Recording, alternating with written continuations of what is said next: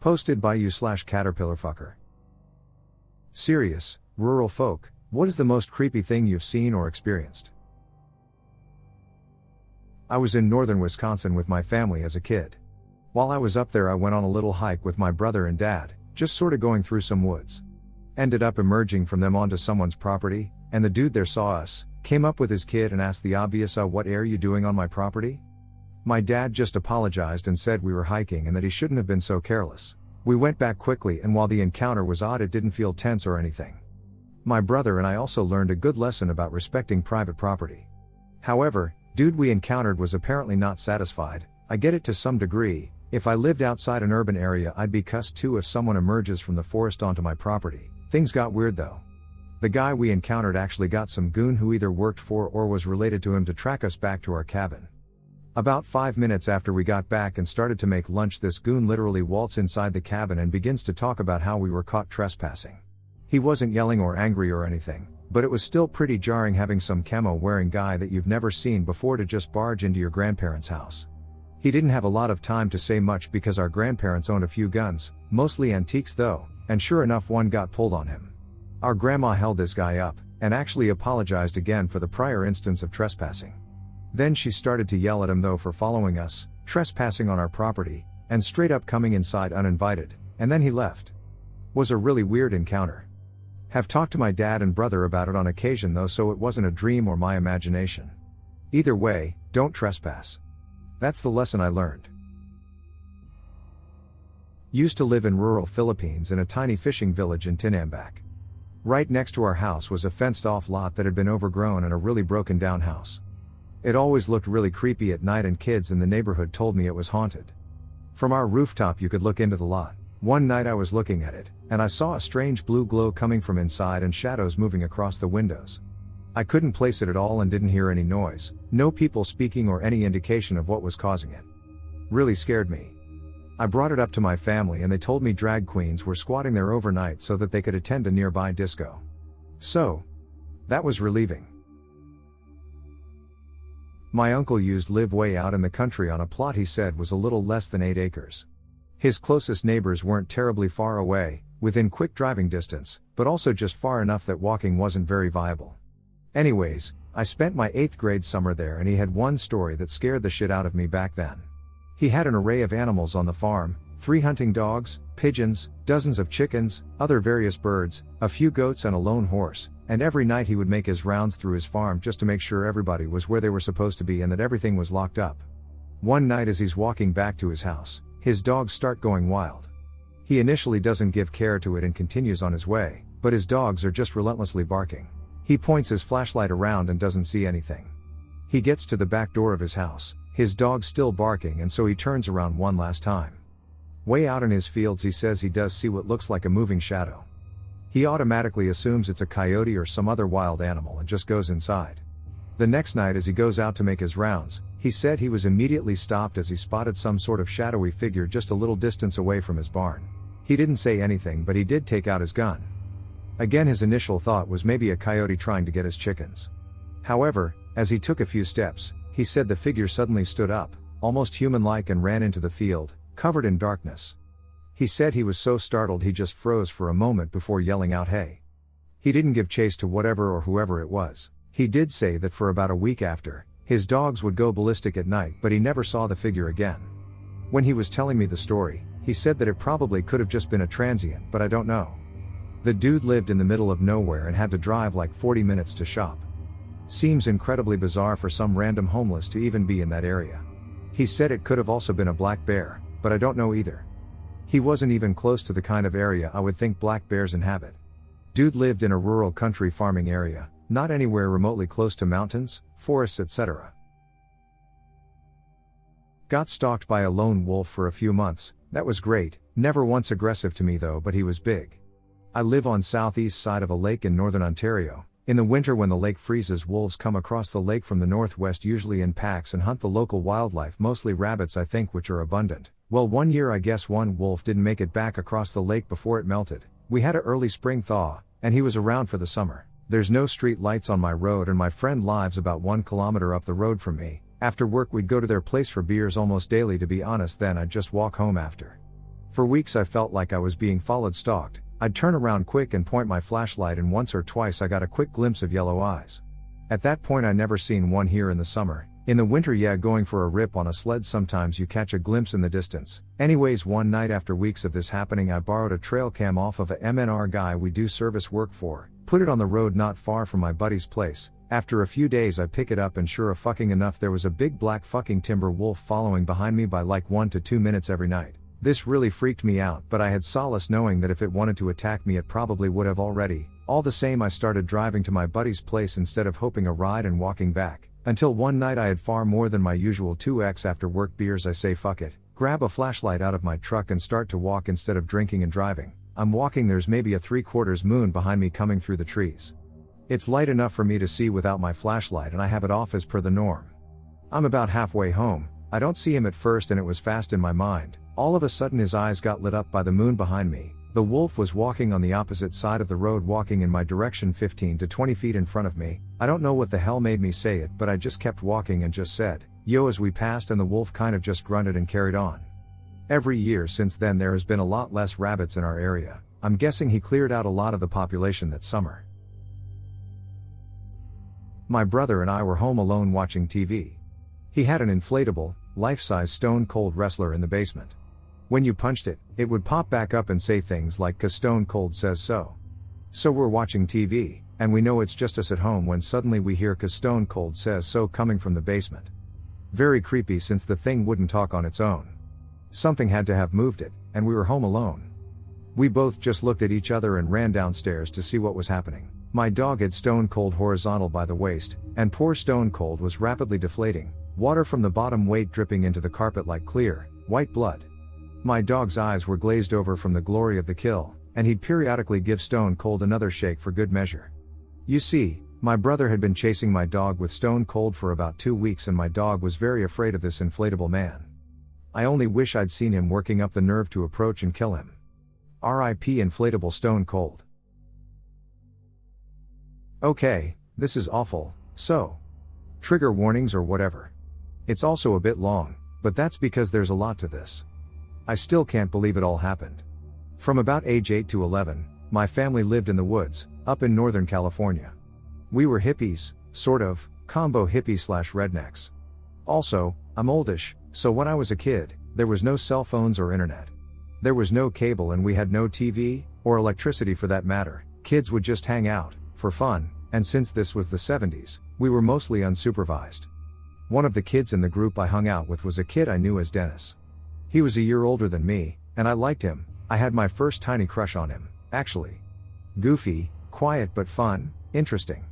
He taught me to ride a dirt bike, and we used to go cruising around together, me on the back. One day we were riding around, and Dennis said he had to swing by his place to get something. I'd never been to his house, but my brother had, and he came back with stories about Dennis' dad being really creepy, in a sexual way. He liked when Dennis brought his male friends over, but hated when girls came along. He'd give the boys pot and beer, and show them porn. My brother was freaked out and didn't go there again. On this day, Dennis made me wait outside. He said Ken would be really angry if I came in. At the time, they lived in a trailer, sort of, in the middle of nowhere up a dirt road, with a tall wire fence, and a dog in the yard outside that barked at me nonstop as I waited for Dennis. Ken stood at the window and stared at me with an angry, pouty look on his face. It was weird as hell. Dennis eventually came back out, and we left. I tried talking to Dennis about his dad, but he shut down and would not discuss it at all. When I turned 12, we moved, and I lost touch with Dennis. Then, when I was 14 or 15, my mom sat my brother and I down and said she had something to tell us. She said that the kid we knew as Dennis was actually named Steven. That the man we thought was his father, Ken, had kidnapped Dennis when he was only 7 years old. He'd told Dennis that his parents didn't want him anymore, and had given him to Ken to raise. Dennis was heartbroken, but believed it after a while, because what else could he do? He was only 7. Ken molested Dennis for 7 years. He raped him, and this is a quote from Ken himself, thousands of times. I can't even think about it, it makes me so fucking angry. My friend lived in that hell, the prisoner of a sadistic child rapist. When Dennis was about 14 or so, he was getting too old to be sexually interesting to that psychopath Ken anymore. So Ken went out and kidnapped another little boy, and brought him home. He dyed the kid's hair, and told Steven this was his new brother. The kid's name was Timmy White. Ken left Timmy with Steven, and went to work one evening.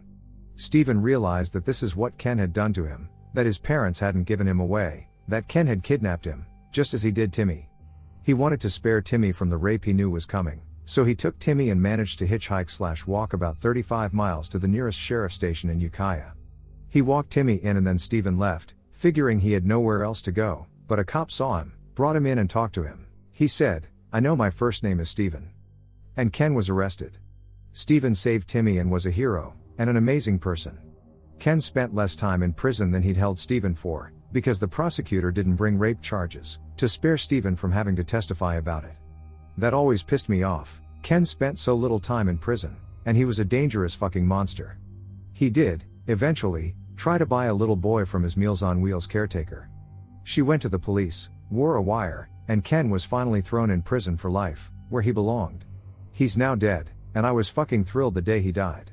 The very weird postscript to this, is that years later, when I was in my 30s, Steven's older brother, Kerry, was arrested for the serial killings of 4 people, 2 women, 2 teenage girls. You may know about that case if you're into true crime. I still can't get my head around the fact that these things happened in one family. And that none of us had a clue what was happening to Steven, back when we all hung out. One night I grabbed my son's toy night vision goggles to see if they even worked.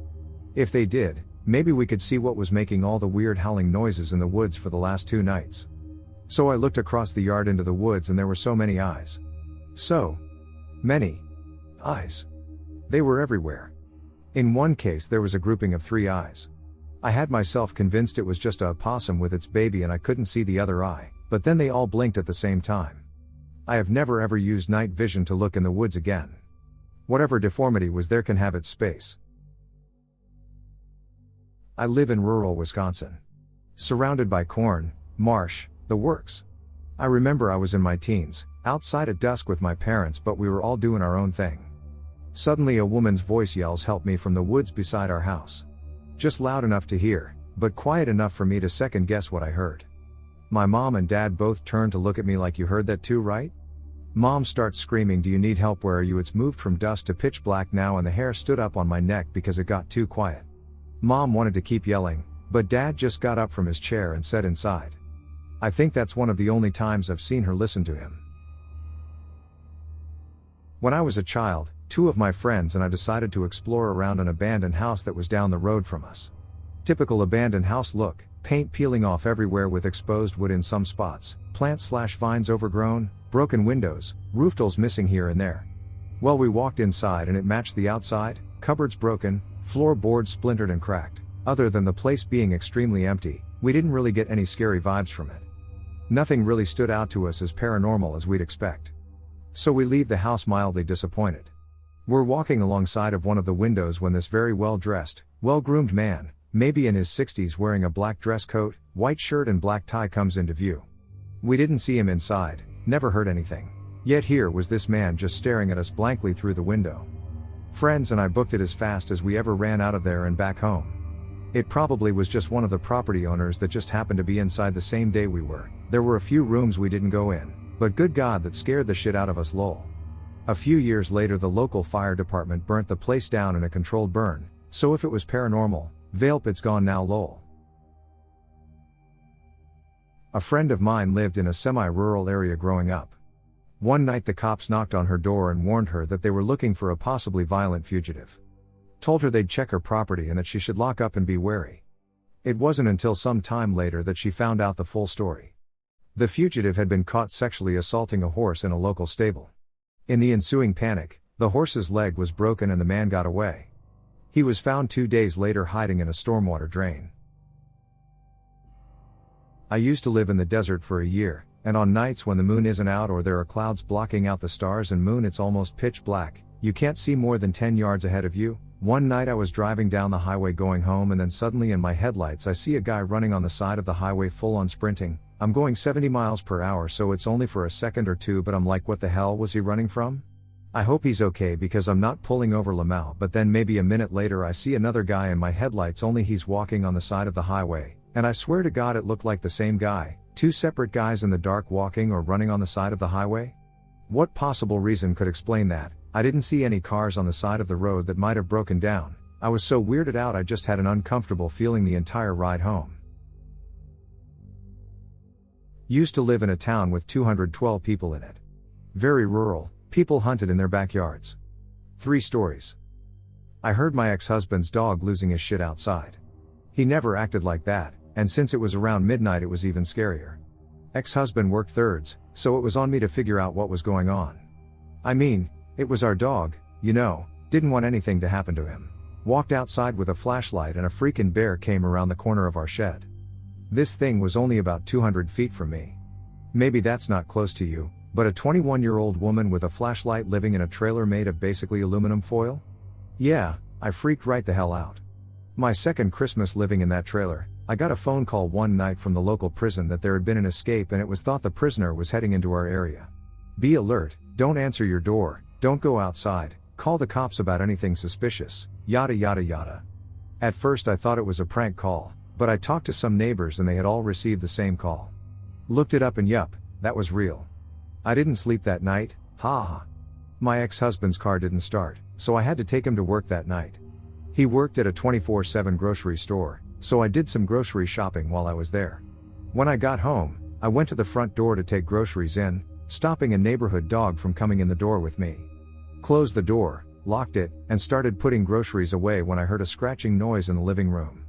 Checked it out, and there's the same dog I blocked from getting in. I thought maybe our crappy trailer had a hole in the wall for a second. So I'm staring at the dog for a few seconds, trying to think of what to do, when I hear the back door, always locked, slam. Truly freaked out now, I grab a kitchen knife and go to check it out. The door was wide open, wind slamming it into the outside wall. I closed it and called my ex, who said I was fine, probably just a loose lock, etc. Basically brushed it off, hence one of many reasons he's my ex. When we looked at it the next morning, someone had nearly broken the doorknob off on the outside. Yup, someone had tried to break in, and possibly had already been there, when I got home. Scared the daylights out of me. I live on a road very far away from town.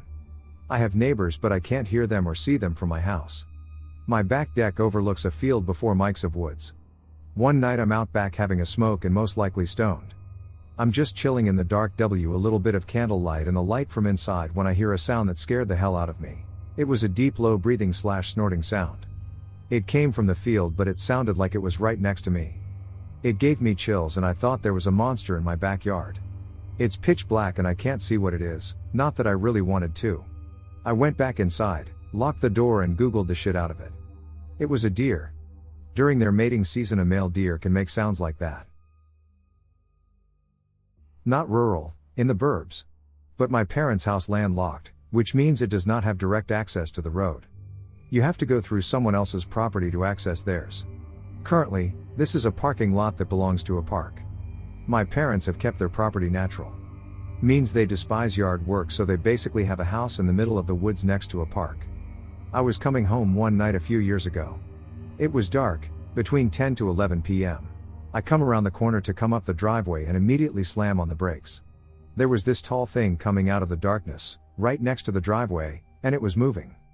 It was taller than my car and super skinny. I fucking thought Slender Man was coming for me.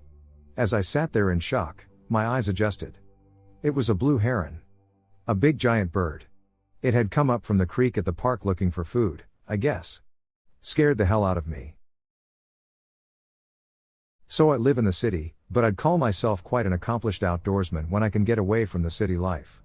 A few years ago, I loaded a bunch of camping gear onto my bicycle and spent the better part of the next 7 months riding 5,300 miles, 8,500 kilometers, around the US.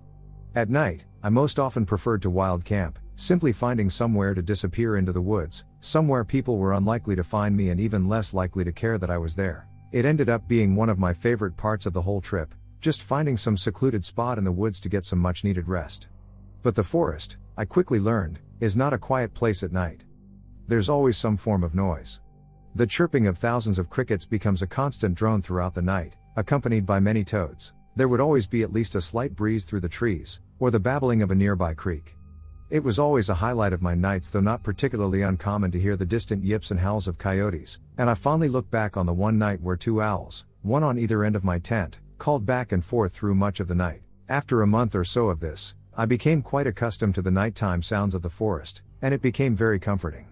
So it was quite a shock to my system when one night in rural Montana, I realized I was struggling to sleep because of the exact opposite of what keeps most people up. That night, it wasn't the noise that was keeping me awake but rather the complete lack of any noise. It was dead silent, and that was an incredibly unnerving experience. I can only describe it as the loudest silence I've ever heard. It almost felt as if the entire forest was hiding from an equally silent predator. Suddenly the occasional snapping of a twig, a common sound that would normally get lost in the cacophony of the forest, sounded like a gunshot. I slept terribly that night, and morning could not come soon enough. Behind my house was miles of woods until they chopped it down for a neighborhood. 20 feet behind my house is a steep drop-off or a mild cliff into a valley with a creek in it. Very steep on both sides. So this valley has been left as forest in between neighborhoods. When I was little we saw all kinds of wildlife in our yard. We stopped seeing turkeys completely and less deer after the new neighborhood. Tons of rabies too until the bigger animals stopped coming around. This is all backstory. I only let one dog out to pee in the backyard on a leash because she can escape anything given time while the other is chained to a runner that runs the length of the yard, but she is a good girl and doesn't need supervision. So at night it has always been creepy to walk out to the edge of the woods just so the dog can pee. Last summer my sister and I kept hearing something over the hill and felt like we were being watched. The motion sensor light in our yard was always on by the time went outside too. We both thought we were being paranoid, so we didn't tell the other our thoughts.